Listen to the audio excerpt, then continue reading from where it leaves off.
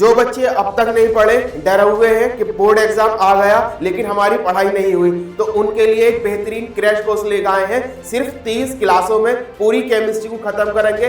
10 के 10 chapter with PDF और with important question, with numerical, with important name reaction, equation, सब कुछ कराएंगे।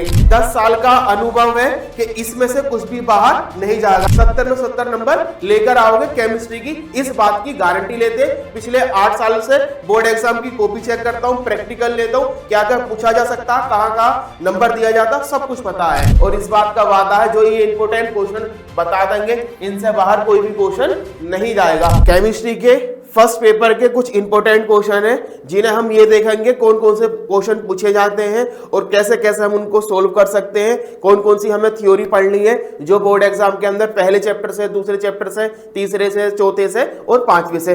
2 केमिस्ट्री है, chemistry first, chemistry second. First chemistry को कहते हैं अकार्बनिक रसायन, साथ में उसमें भौतिक रसायन भी है, और जो सेकंड केमिस्ट्री है वो है कार्बनिक रसायन। अब हम पहली केमिस्ट्री के जितने भी इंपॉर्टेंट क्वेश्चन है उन सबको देखेंगे, और इस बात का वादा है, जो ये इंपॉर्टेंट क्वेश्चन बता देंगे, इनसे बाहर कोई भी क्वेश्चन नहीं जाएगा। तो पहला चैप्टर पता है आपको सभी को, पहले चैप्टर का नाम है विलियन। और विलियन के अंदर हमें पढ़ना क्या क्या होता है, चैप्टर बहुत बड़ा है लेकिन इतने कम टाइम में हम पूरा चैप्टर या पूरा डीपली नहीं पढ़ सकते, तो उसके लिए कुछ इंपॉर्टेंट क्वेश्चन है, सिर्फ इनके पढ़ लियो और 70 में से 70 नंबर ले आइयो। अब देखो पहला क्वेश्चन क्या है कि विलियन किसे कहते हैं। ये बोर्ड एग्जाम की बात करें तो 2024 के अंदर यही क्वेश्चन आया था कि विलियन किसे कहते हैं और विलियन कितने प्रकार के होते हैं। तो 2 या 2 से अधिक पदार्थों का समांगी मिश्रण विलियन कहलाता है। बस इतनी सी बात लिखनी थी, 2 नंबर पक्के हो जाते। 2 या 2 से अधिक पदार्थों का समांगी मिश्रण विलियन कहलाता है। विलियन के प्रकार, गैस में विलियन, द्रव में विलियन, ठोस में विलियन। अगला था विलियन की सांद्रता प्रदर्शित करने की विधियां बहुत सारी। अब उनमें से पढ़ली कौन कौन सी है सांद्रता प्रदर्शित करने की विधियां। एक तो सबसे पहली पढ़ ली है भी मोलरता, सबसे इंपॉर्टेंट। एक मोलरता पढ़ ली है, एक पढ़ ली है भाई मोललता, और बात करें इसके बाद आती है भाई सभी को पता होगा नॉर्मलता, लेकिन वो इतनी एग्जाम में नहीं पूछी जाती, तो हम उसे पढ़ेंगे लेकिन इतना फोकस नहीं करेंगे। लेकिन उसके बाद अगली विधि होती है भाई मोल प्रभाज। मोल प्रभाज को मोल अंश भी कहते हैं। ये है भाई विलियन की सांद्रता प्रदर्शित करने की विधियां। सबसे ज्यादा क्वेश्चन पूछा जाता मोललता से, तो मोललता किसे कहते हैं या फिर मोलरता किसे कहते हैं। सबसे पहले किसके लिए भी मोलरता की परिभाषा कि किसी विलियन के 1 लीटर आयतन में उपस्थित विलय के मोलों की संख्या को मोलरता कहते हैं। और इस पर आधारित न्यूमेरिकल, अभी न्यूमेरिकल नहीं लिखा हुए यहाँ पर, एक इंपॉर्टेंट वीडियो सिर्फ न्यूमेरिकल की लगाएंगे। 3 चैप्टर में न्यूमेरिकल है केमिस्ट्री के, एक ही वीडियो के अंदर तीनों चैप्टर के न्यूमेरिकल खत्म करेंगे।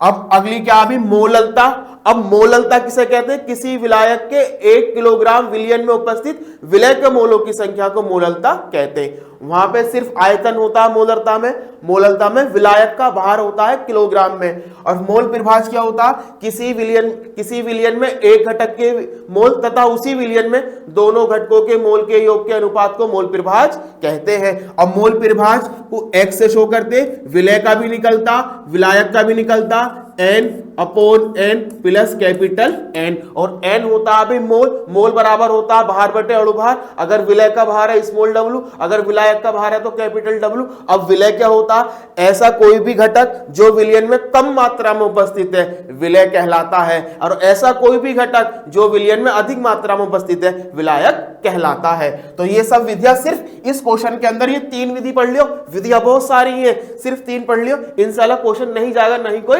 न्यूमेरिकल जाएगा भाई। अगला भी हेनरी का नियम और इसके अनुप्रयोग। हेनरी का नियम पढ़ेंगे और इसके अनुप्रयोग, और इसका 1-2 न्यूमेरिकल लेकिन पूछा नहीं जाता। अगला भाई विलय के अणु संख्या गुणधर्म। अब अणु संख्या गुणधर्म के अंदर पढ़ोगे तो भी तुम परासरण पढ़ोगे, विसरण पढ़ोगे और परासरण दाब भी पढ़ोगे भाई, ये सब पढ़ लोगे। उसके बाद हमें पढ़ना राउल्ट का नियम। राउल्ट ने क्या बात बताई थी, किसी विलयन का आपेक्षिक अवनमन, किसी विलयन का आपेक्षिक अवनमन होता P0/PS/P0, इसे बोलते हैं भी आपेक्षिक अवनमन। विलय के मोल प्रभाज के बराबर होता है, और विलय का मोल प्रभाज लिख रखा है कितना होता है, N/N प्लस कैपिटल N। बस इतना लिख दियो, किसी विलयन का आपेक्षिक अवनमन विलय के मोल परिभाष के बराबर होता है, 2 नंबर पक्के हो जाएंगे और इस पर आधारित न्यूमेरिकल। अगला क्वेश्चन, क्वथनांक का उन्नयन तथा अणुभार में संबंध। क्वथनांक का उन्नयन भी आ सकता है और हिमांक का अवनमन भी हो सकता है और दोनों का ही अणुभार में संबंध है। अगर हमसे पूछता कि क्वथनांक का उन्नयन, तो क्वथनांक के उन्नयन के लिए भी डेल्टा टी भी लिया जाता। अगर पूछता हिमांक का अवनमन तो डेल्टा टीएफ लिया जाता। बी क्यों ले जा रही है? क्वथनांक को इंग्लिश में बोलते हैं बॉइलिंग पॉइंट, बी से स्टार्ट होता। अवनमन को बोलते हैं फ्रीजिंग पॉइंट, एफ से स्टार्ट होता। इनमें अणुभार के साथ क्या संबंध होता वो सब और उस पर आधारित न्यूमेरिकल। अगला क्वेश्चन में वान हाफ समीकरण चार्ल्स और बायल के नियम को मिलाकर क्या बनाई गई? चार्ल्स और बायल के नियमों को मिलाकर बनाई गई वान हाफ समीकरण, जिसका फॉर्मूला होता है पीवी बराबर एनएसटी और इस पर आधारित न्यूमेरिकल। चार्ल्स और बायल के नियम इसी के अंदर आ जाते हैं। अगला भी वान हाफ गुणांक आयुष्य शो करते हैं, इसकी टर्म्स में भी आ जाते हैं वान हाफ गुणांक के न्यूमेरिकल और क्वथनांक के उन्नयन हिमांक के अवनमन के टर्म्स में भी पूछे जाते हैं। तो सिर्फ ये पहले चैप्टर से इतना पढ़ लियो, एक भी क्वेश्चन आउट नहीं जाएगा और इस पर आधारित न्यूमेरिकल वो पूरी एक ही क्लास के अंदर सारे न्यूमेरिकल कलेक्ट करेंगे और सारे न्यूमेरिकल आपको सोल्व कराएंगे भी, जितने भी बोर्ड एग्जाम में आए हुए हैं वो भी और जो इंपॉर्टेंट है वो भी। अगला चैप्टर होता है विद्युत रसायन। अब विद्युत रसायन चैप्टर बहुत बड़ा है लेकिन सब नहीं पढ़ सकते। अगर पूरा चैप्टर पढ़ने लगे तो एक ही चैप्टर ये 30 क्लासों में होगा, जबकि हमें पूरी केमिस्ट्री करनी है 30 क्लासों में। तो किस तरह लेके चलेंगे वो एक पूरा ये सार दिया है, इसके अकॉर्डिंग हम सिलेबस को कंप्लीट कराएंगे भाई। अगला है मोलर चालकता और तुल्यांकी चालकता। और मोलर चालकता को शो करते हैं। मोलर चालकता अगर है तो डेल्टा लैम्डा एम से म्यू से, अगर मोलर चालकता है तो लैम्डा एम से शो करेंगे और इनका विशिष्ट चालकता के साथ संबंध क्या होता है वो सब पढ़ेंगे और इस पर आधारित न्यूमेरिकल। अगला भी कोलराउश का नियम। अगर कोलराउश के नियम की बात करें पिछले 5 से लेके 6 साल 7 साल से लगातार बोर्ड एग्जाम में कोलराउश का नियम आता है और इसके अनुप्रयोग है, जरूर याद कर लियो। अगला क्वेश्चन है ननस समीकरण और ननस समीकरण के अंदर विद्युत वाहक बल भी पढ़ते और ननस समीकरण के अंदर हम क्या क्या पढ़ते कि हम पढ़ते ई सेल। ई सेल क्या होता है भाई? इलेक्ट्रोड विभव। और एक हम इसके अंदर पढ़ते हैं ई नोट सेल क्या होता? मानक इलेक्ट्रोड विभव। और समीकरण क्या आती? 0.0591 अपॉन एन। और हमें इसके अंदर log 10 ओएस पढ़ना होता। ओएस क्या होता है भाई? Oxidation state. और आरएस पढ़ना होता। तो हम ऑक्सीकरण विभव भी पढ़ेंगे और इसके अंदर हम अपचयन विभव भी पढ़ेंगे और इन सबको मिलाकर बनाई जाती ननस समीकरण। हर साल ननस समीकरण का एक न्यूमेरिकल पूछा जाता है।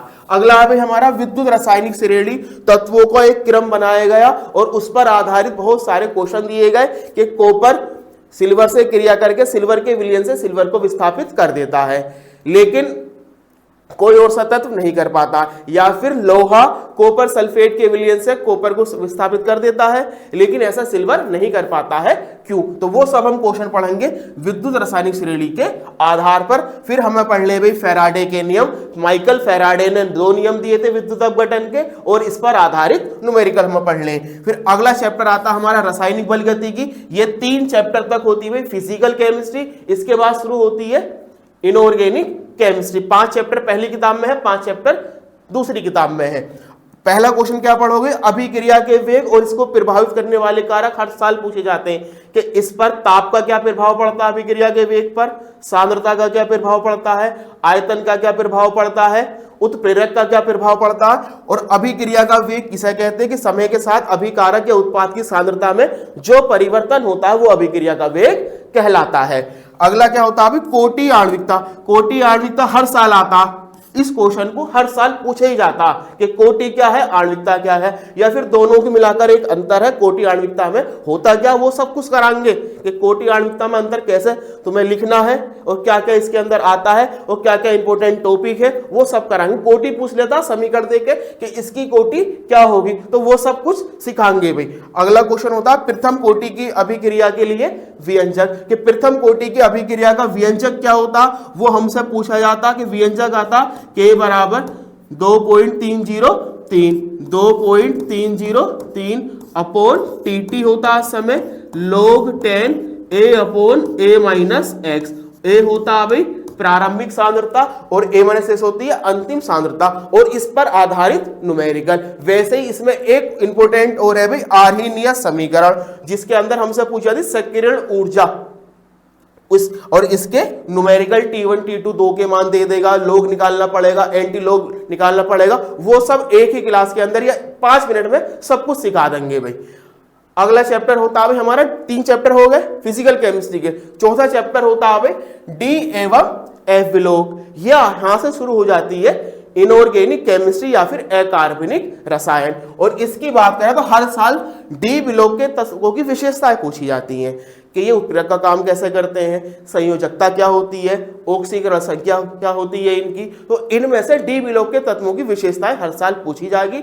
अब वो विशेषता संयोजकता भी हो सकती है, वो हम बताएंगे कौन सी विशेषता सबसे ज्यादा इसकी पूछी जाती है। अगला क्वेश्चन में लेंथेनाइट संकुचन, हर साल पेपर में आता है लेंथेनाइट संकुचन कि जैसे जैसे परमाणु क्रमांक बढ़ता है एफ विलोक के तत्वों की आकृति घटती जाती, वो लेंथेनाइट संकुचन है। होता क्यों है ये सब कुछ बताएंगे, क्या कारण है लेंथेनाइट संकुचन का। अगला क्वेश्चन में एफ विलोक के तत्वों का सामान्य इलेक्ट्रॉन विन्यास। एफ विलोक के तत्व 2 प्रकार के होते हैं, लेंथेनाइट और एक्टिनाइट। किसी का भी इलेक्ट्रॉन विन्यास पूछ लेता है, किस तरह से पूछता है वो सब बताएंगे, कैसे लिख पाओगे। जब तुम्हें लेंथेनाइट संकुचन या इलेक्ट्रॉन विन्यास तुमसे नहीं आता तो उसके स्थान पर क्या लिख सकते हो ताकि पूरे में से पूरे नंबर मिले। ये भी सब तरीका सिखाएंगे, सारा ट्रिक बताएंगे कि जब तुमसे कोई क्वेश्चन नहीं हो रही है, एक क्वेश्चन आ गया लेकिन तुम्हें उसका आंसर मालूम नहीं, तो उसके स्थान पर कौन सी ट्रिक तुम्हें लगानी है वो सब तरीका बताएंगे। हर साल कॉपी चेक करते बोर्ड एग्जाम की, हर चीज का पता है कि बच्चा कहां क्या चीज कर सकता है और कहां उसे नंबर मिल सकते हैं।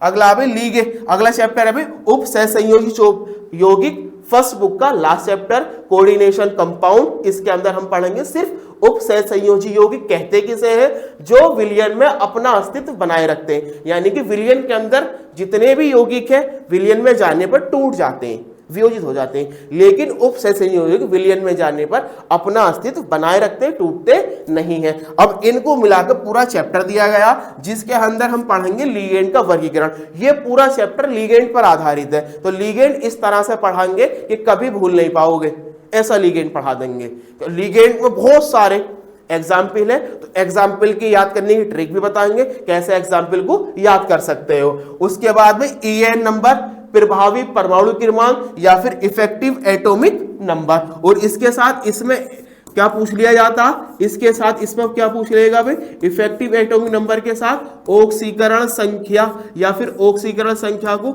ऑक्सीकरण अवस्था भी कहते हैं, ये सब सिखाएंगे। अगला क्या है भाई, उप सहसंयोजी यौगिकों में समावयवता। अब समावयवता बहुत प्रकार की, हमें कोई एग्जाम्पल दे देगा कि CuCN का होल 6 और बाहर दे देगा भाई Cl2, किस प्रकार की समवयवता प्रदर्शित करता बताइए।